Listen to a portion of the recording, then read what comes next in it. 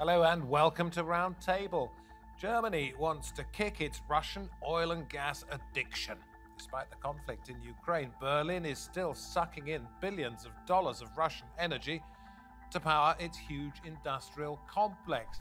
So, could turning to Africa be the answer? Not only for the continent's huge gas reserves, but for what is considered to be the future of energy: green hydrogen.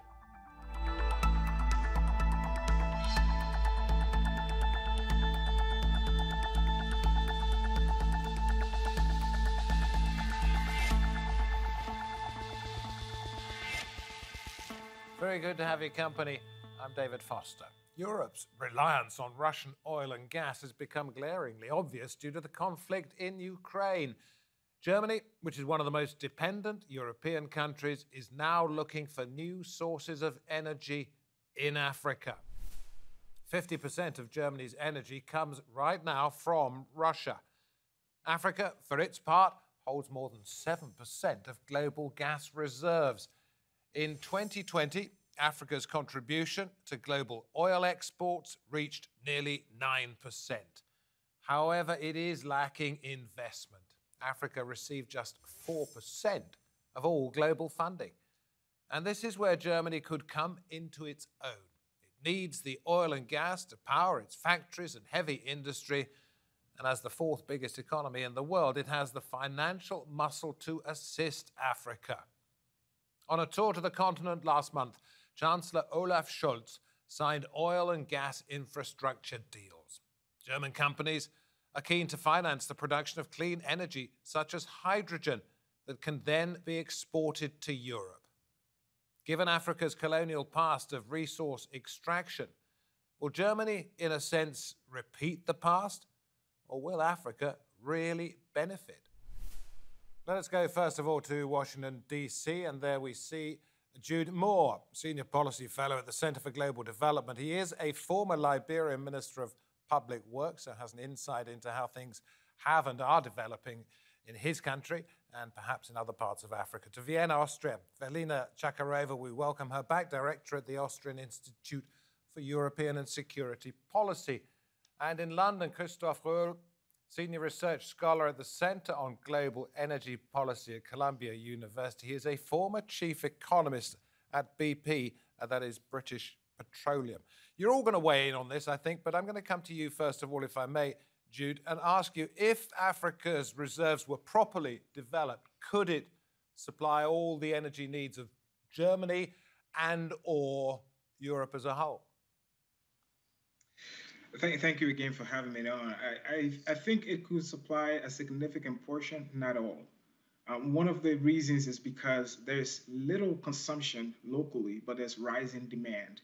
And so, if all of Africa's gas reserves were developed, there would be downstream use and consumption within African economies themselves, limiting how much the continent could actually export to Europe. So, if all of Africa's reserves were developed and the security problems were solved and the political problems were solved and the technical problems were solved, it will still not be able to supply all of Europe's needs, even though it will provide a significant. So that is principally because of domestic demand, which will increase. But is there not a possibility, and we're talking about colonial exploitation here, that let's say these countries sign deals with African governments, that the priority then becomes to move the oil and gas out of the country and the locals don't get it? That becomes really, really difficult. Part of the reason why the Trans-Sahara gas pipeline was stalled was because of insurgent activity in the Niger Delta, and most of that is political.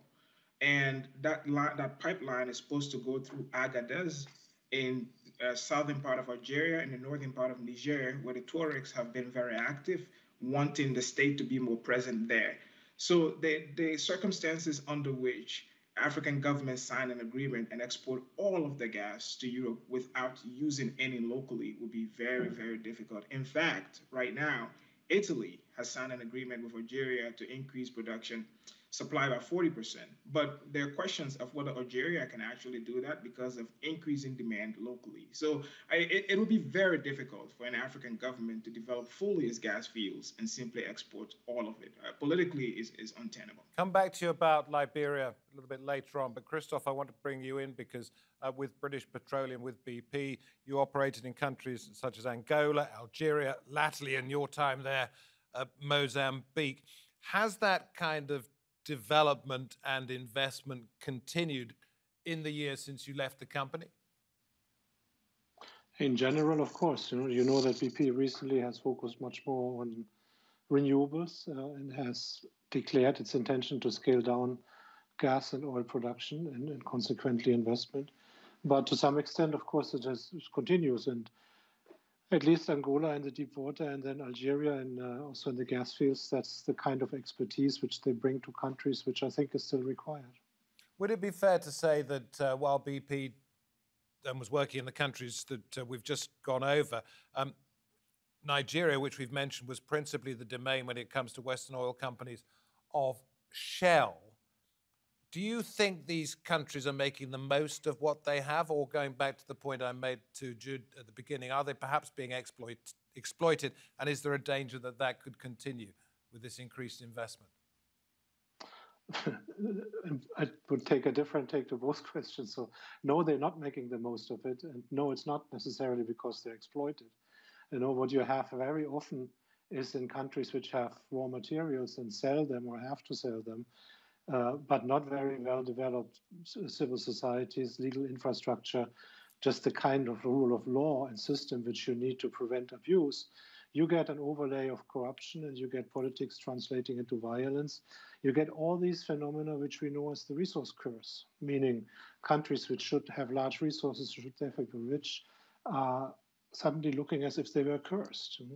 And the reasons for that are multifaceted. They are on both on the sides of the companies coming in there and on the sides of the locals and of the sides of politics. And this is not a simple, we come and steal and the others are exploited kind of game anymore. Does it make economic sense from where you stand now on the outside for a country such as Germany to want to do something like this? Because we'll get on to net zero targets in just a moment. It's a fairly short-term investment, isn't it?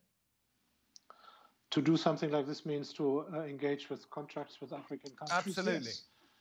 Yes, it makes sense. So first of all, also on your original question, the previous speaker said rightly that in Africa you have low consumption, high resources. Europe is the other way around. You have high consumption, low resources, and you have falling consumption. It's interesting. Oil demand, for example, in Europe has peaked already in 1979 in the countries which are today the European Union. So over time, they will need less resources. And secondly, Europe is sort of, especially Germany, trying to be first movers on shifting the system from fossil fuels like oil, gas, and coal to renewables like wind and sun and hydro. And the potential for Africa is there as a bridge because Africa, as we all know, has large fossil fuel resources, oil, gas, coal, wood, other things, which Europe has taken for a long time.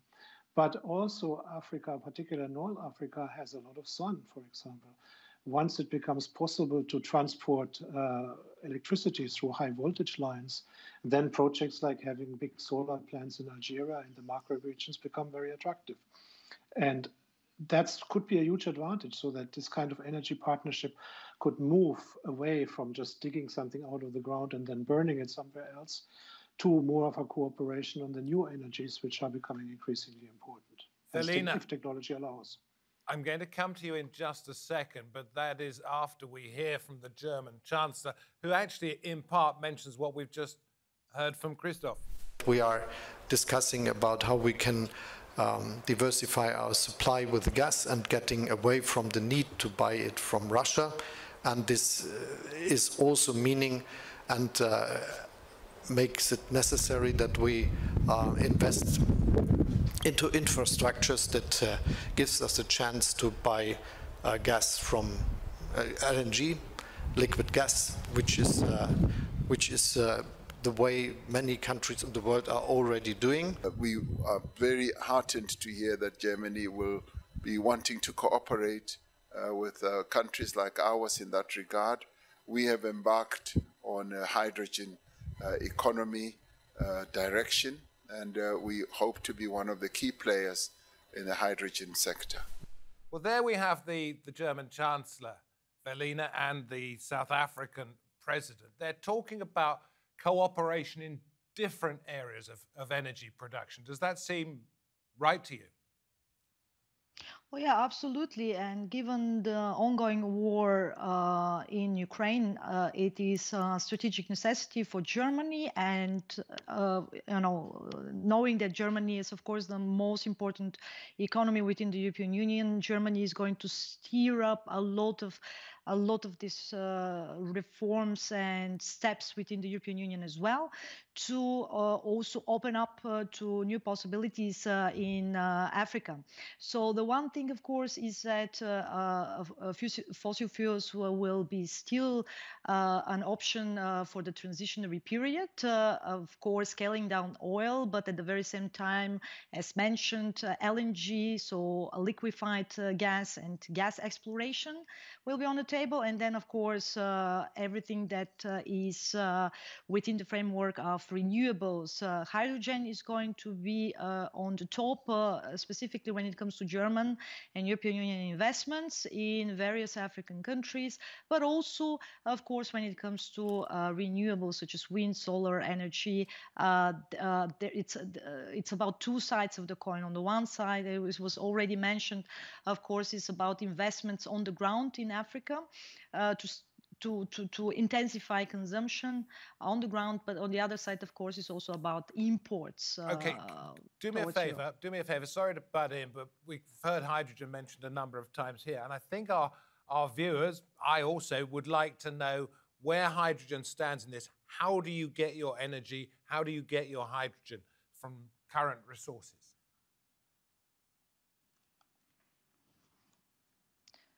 So, of course, right now there are various, so first, of course, we have to diversify between the green and blue hydrogen.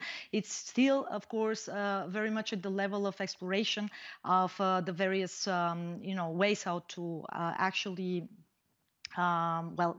imported. There is also a huge 150 billion investment plan for Africa to specifically focus on the renewable energy generation and also in terms of protecting biodiversity.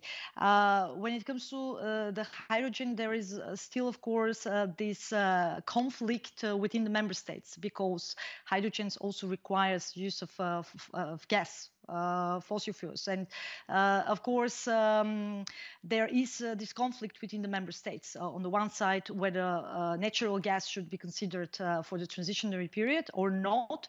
But then again, when we talk about the German way of transitioning towards decarbonization, it's a very unique way because of refraining from nuclear and nuclear energy in general. So they don't have many options to focus on. Now, given the fact also that they have to limit the gas supply from Russia and that they have no diversification options in the short term, I don't think that the investments in hydrogen will be really the option in the short term for them. But not in the short term. You're absolutely right. But perhaps in the long term. We're talking about the short term because of what's happening with Russian gas and oil supplies. But actually, Germany and Europe with its 2040 net zero policy is perhaps looking beyond that. Gyude, before I ask you another question, I'm going to run through some of the fossil fuel reserves that we think there are in big African countries. Nigeria, that's the biggest crude producer. Average daily production, 1.27 million barrels. I won't read out anything other than the number after this. Libya, 1.21. Angola, 1.11. Just under 1 million for Algeria and just over 500,000 for Egypt. We've also got Congo, Gabon, Ghana, Chad, and the biggest gas producers, Algeria, Egypt, Nigeria.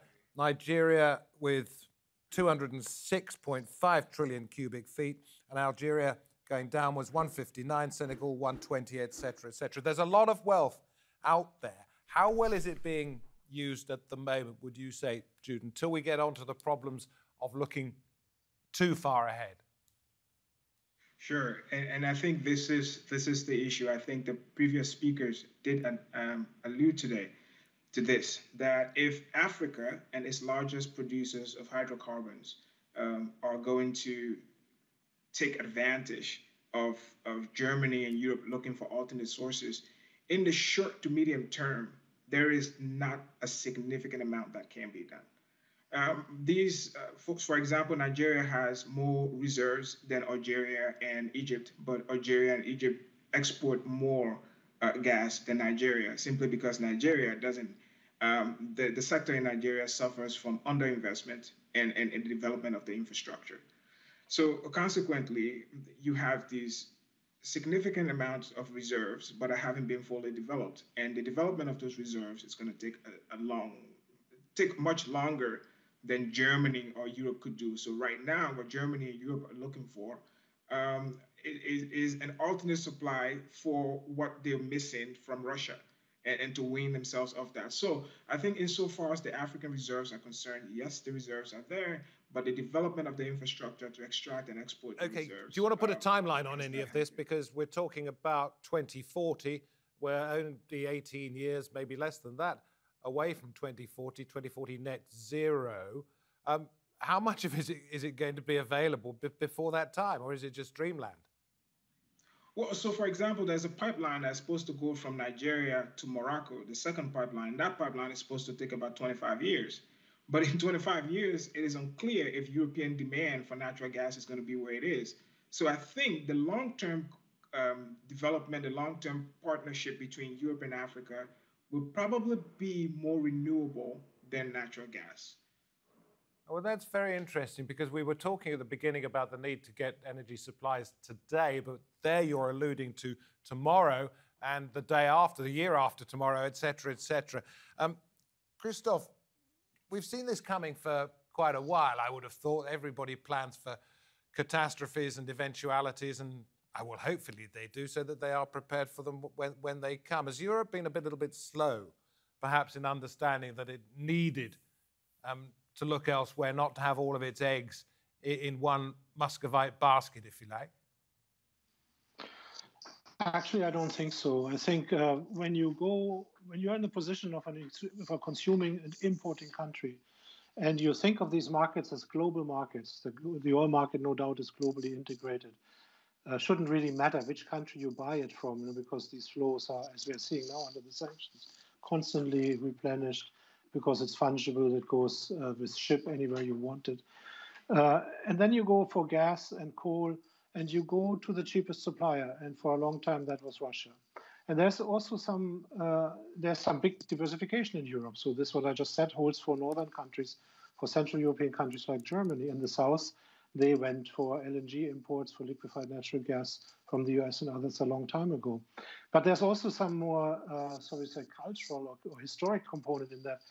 When you grew up like I did in Germany, it was just taken completely, absolutely for granted that there was an energy partnership between Russia and Germany, which was the most stable thing on the planet. Since ancient Soviet times, the gas would always flow from Russia. The pipelines, the pumping stations, the technical stuff would always be provided by Germany. And no matter what happened in the rest of the world, no matter how much the Americans or others complained or so, the gas would always flow. But can I just point out, no matter what you believed as you were growing up, you got it wrong, and so did everybody else. So that was a mistake. I don't know if it was a mistake. That's how it was. And what happened now is this pivot, this 180-degree change of a German government, no less a green social democratic government, saying we are ending gas imports from Russia by 2024. That's something which most people of my generation in Germany would have never imagined possible. So I don't know if that was wrong or whether they have a bad political leadership, but it blew up and it's not likely to come back. And that's what matters going forward. So they will have to look for their gas from somewhere else, and Africa is going to be part of the solution. But also, as long as we talk about energy and fossil fuels, Africa is not really the biggest player here. African crude oil contributions to global production is less than 8%. if you take the Middle East as a separate region. So it's resources are there, but it's not so far being one of the big producers. So where do you think, just in brief, would be the better place perhaps to look rather than a continent the size of Africa with a number of, with all the problems that a continent that size has? There is no better place. There is no good and bad places. It's, when you're really serious about sanctions in Russia and you think the short-term problems we have now translating, and the previous speakers have referred to translating in the medium and longer term until 2040, then of course that means an increased importance for all other regions, in particular for places like Africa, where the potential for contribution is much larger because it hasn't been exploited so far. Velina, let me ask you this. We're talking about Germany as, well, that's the reason we're on this program, because Germany announced what it was going to do. But there are other European countries which are massive users of fossil fuels. I'm thinking Spain, perhaps, Italy, that are already, in a way, further ahead in trying to get their resources out of Africa rather than from Russia. Oh, yeah, absolutely. But it depends a lot on the geographic location, of course. Spain, the Mediterranean countries, Spain, Italy have, of course, different options. There are pipelines also already in place connecting Africa with Europe, pipelines that have no outreach, for instance, towards Germany, let's say. So in a sense, another, of course, issue is that, as was already mentioned, that LNG is going to be on the agenda when it comes to potential African energy supply. However, countries like Germany haven't diversified over the last, decades due to this increased dependence on Russian energy supply. They had zero incentive to do so through this pipeline policy, or as this famous phrase, Wandel durch Handel, that means, change through trade. So that means that they will have to start from scratch to build LNG terminals, to build interconnectors, and this will take time. It will not happen tomorrow. So in a sense, once again, it's going to be about two important issues. On the one side, how to support African countries in terms of their energy transition, and in terms of also, of course, mostly public-private investments on the ground. A lot of potential for European companies is going to be well used in this particular area. And then, of course, when it comes to the potential coming from Africa, to fill at least partially the This is where I wanted to go, and I'm going to go to a former minister of public works in an African country, Gyude, that was Liberia. Your expertise on how difficult it is to get the right kind of investment in your country, but also the thought that, while we started off talking about oil and gas, what we're actually coming to the point of here is that it is going to be renewables, and Africa is ideally placed for things such as solar power, wind power, look at the coastline as well, tidal power, etc., etc. It could be the making of certain countries on the continent, could it? Absolutely, absolutely. On this question, for example, Namibia has offered itself. So, Namibia has over 300 days of sunshine and have an area with wind speeds of over 1,000 miles an hour, miles a kilometer. So, Namibia believes that it can be on the forefront of converting green hydrogen. We're using complete renewables to be able to convert to green hydrogen and do that. So there's that. But there's the vast Sahara Desert and the solar capacity of the Sahara Desert. If, for example, as one of the speakers noted, if we can do the high voltage lines to transport that electricity. But I think I want to go back to my colleague's point about, for most African governments now, because of the growth in the population of the continent, because of the continent's need to industrialize, there is significant unmet demand for electricity consumption. Recently, there was a meeting in Kigali where 15 African countries agreed to raise their per capita consumption to about 300, I think somewhere between 300 kilowatt hours per capita consumption. Well, for most middle income countries, take for example Vietnam, we're talking somewhere around 3,000. How are African countries going to be able to prevent the exploitation that comes with the finding of vast resources, as has been the case in the past in Africa? Okay, it may be sun, it may be wind now, but it was diamonds, it was gold, etc. I think first, African countries have become slightly more assertive in their negotiations with the West. For example, they're insisting that they have a seat at the G20, that they have a voice in making bigger decisions. It is my hope, fingers crossed, that African negotiators this time will be more assertive in demanding African interests on the decisions about the exploitation of resources located on the continent. Listen, I want to thank you, each and every one of you, very much indeed. Different areas of expertise, but without all three of you, we would not have been able to cast light, which of course has to come from a particular source, in this case, from within yourselves. We would not have been able to cast light on a very complicated subject that is going to occupy a lot of us in the future. Thank you so much indeed, and thank you wherever you happen to be watching this edition of Roundtable. Plenty more where this one's just come from. Go to our YouTube channel. That's TRT World Roundtable YouTube, or you can catch us online at TRT World. From me, David Foster, and the team, until next time, well, at least we hope you'll be here. Goodbye.